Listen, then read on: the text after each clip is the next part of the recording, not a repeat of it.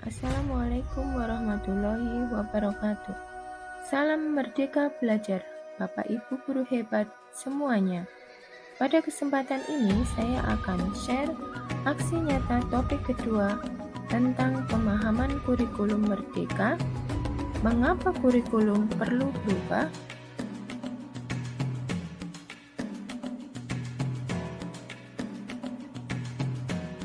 Pada topik kurikulum merdeka, terdapat dua modul yang harus kita pelajari dan harus kita pahami. Modul yang pertama membahas tentang makna kurikulum dalam pendidikan. Modul yang kedua membahas tentang pembelajaran versi kurikulum merdeka. Pada modul yang pertama terdapat dua materi yang harus dipelajari. Materi yang pertama tentang kurikulum membahas tentang apa itu kurikulum, mengapa kurikulum perlu diubah, dan mengapa kurikulum perlu diadaptasi. Materi yang kedua membahas tentang kurikulum dalam pembelajaran. Pada modul yang kedua terdapat 3 materi yang harus kita pelajari. Materi yang pertama tentang prinsip umum pembelajaran. Materi yang kedua tentang capaian pembelajaran yang terdiri dari capaian pembelajaran, proses belajar dalam mencapai capaian pembelajaran dalam kurikulum, dan kompetensi capaian pembelajaran dan profil pelajar Pancasila. Materi yang ketiga membahas tentang struktur pembelajaran dengan paradigma baru.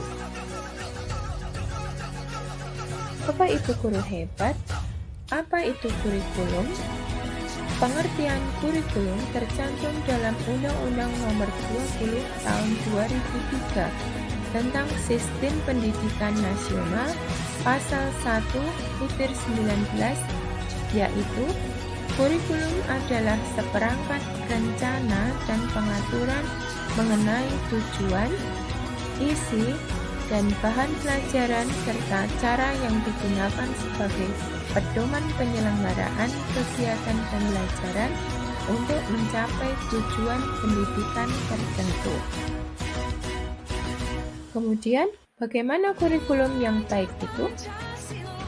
Kurikulum yang baik adalah kurikulum yang sesuai dengan zamannya dan bersifat dinamis, yaitu terus dikembangkan atau diadaptasi sesuai konteks dan karakteristik murid demi membangun kompetensi sesuai kebutuhan mereka kini dan masa depan.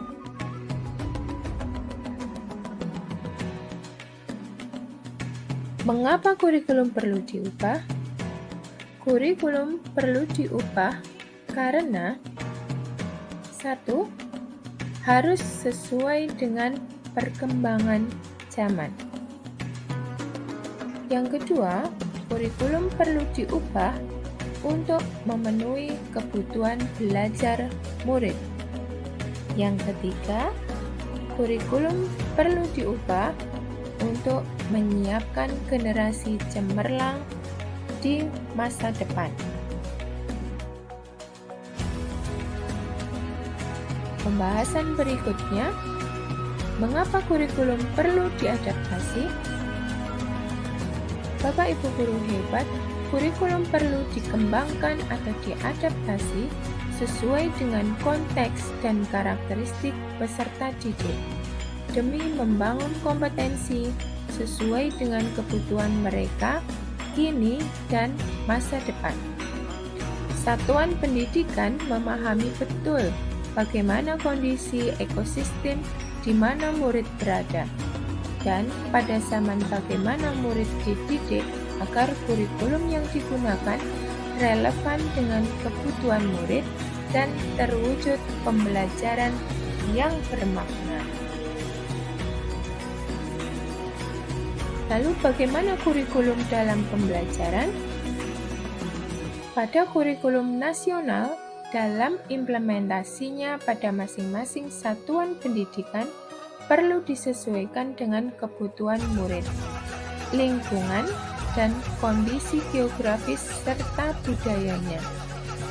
Kurikulum yang diadaptasi dan disesuaikan oleh satuan pendidikan disebut dengan kurikulum operasional satuan pendidikan atau yang disingkat dengan KOSP.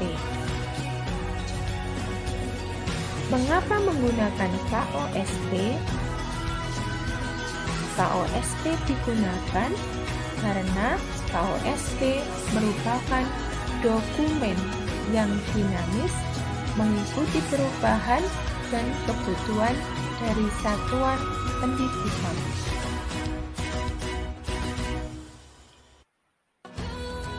Apa saja komponen-komponen yang ada di dalam KOSP? Komponen yang ada di dalam KOSP terdiri dari 5 komponen. Komponen yang pertama adalah karakteristik satuan pendidikan. Komponen yang kedua memuat visi, misi, dan tujuan. Komponen yang ketiga berisi tentang perencanaan pembelajaran mencakup ATP, asesmen modul ajar, media ajar, dan program prioritas satuan pendidikan. Komponen yang keempat tentang pengorganisasian pembelajaran mencakup muatan kurikulum, beban mengajar, program intrakurikuler, ekstrakurikuler, dan proyek penguatan profil Pancasila. Komponen yang kelima membahas tentang sistem pendampingan, evaluasi, dan pengembangan profesional.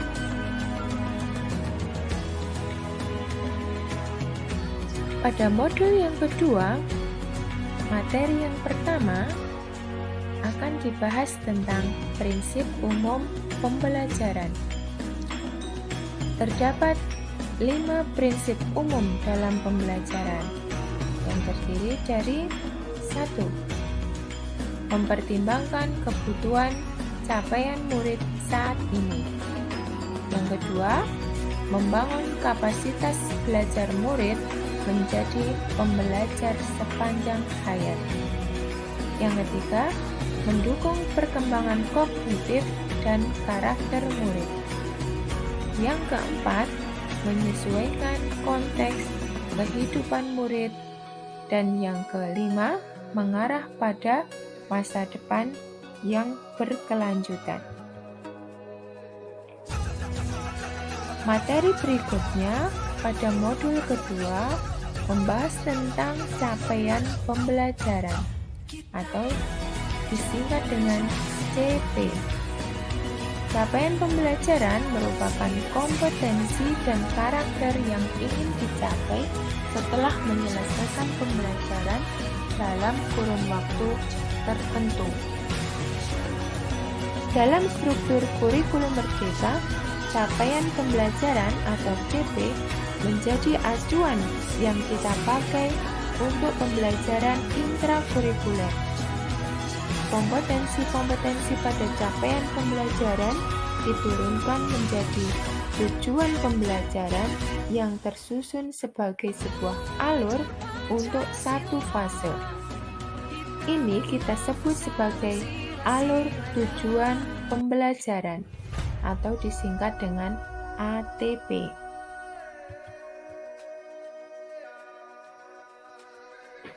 Materi berikutnya tentang profil pelajar Pancasila.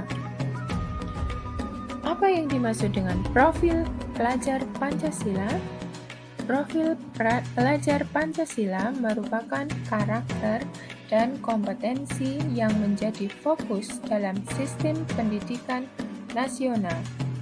Dalam profil pelajar Pancasila terdapat 6 dimensi.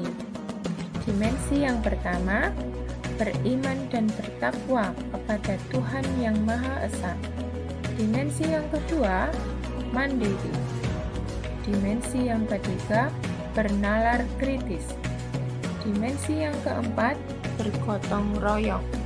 Dan dimensi yang keenam, tentang berkebinekaan global.